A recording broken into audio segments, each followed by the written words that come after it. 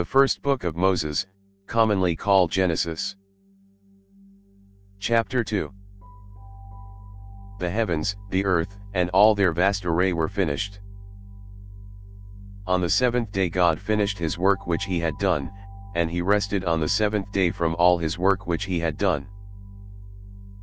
God blessed the seventh day, and made it holy, because he rested in it from all his work of creation which he had done.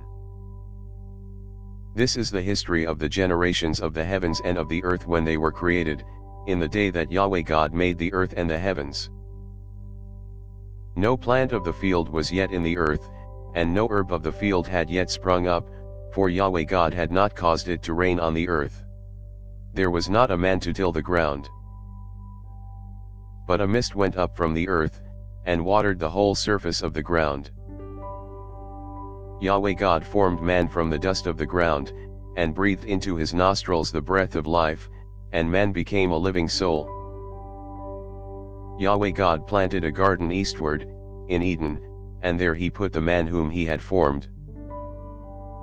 Out of the ground Yahweh God made every tree to grow that is pleasant to the sight, and good for food, including the tree of life in the middle of the garden and the tree of the knowledge of good and evil. A river went out of Eden to water the garden, and from there it was parted, and became the source of 4 rivers. The name of the first is Pishon, it flows through the whole land of Havilah, where there is gold.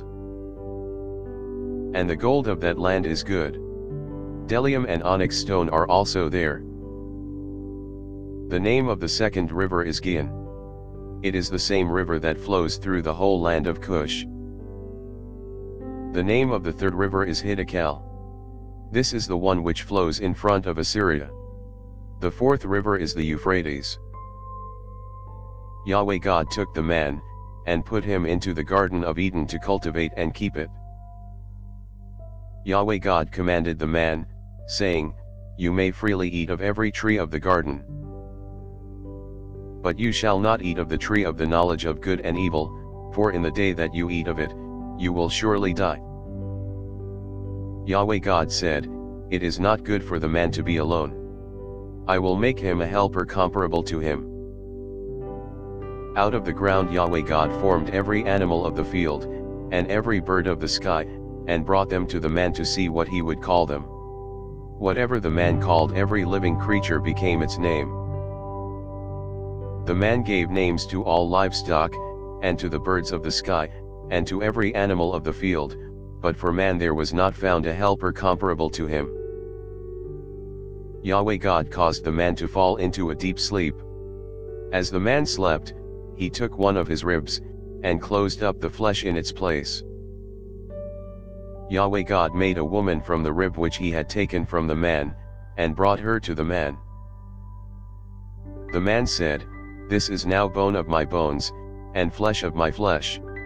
She will be called woman, because she was taken out of man. Therefore a man will leave his father and his mother, and will join with his wife, and they will be one flesh." The man and his wife were both naked, and they were not ashamed. Thanks for listening. If you liked our video, give us a thumbs up and subscribe, it really helps.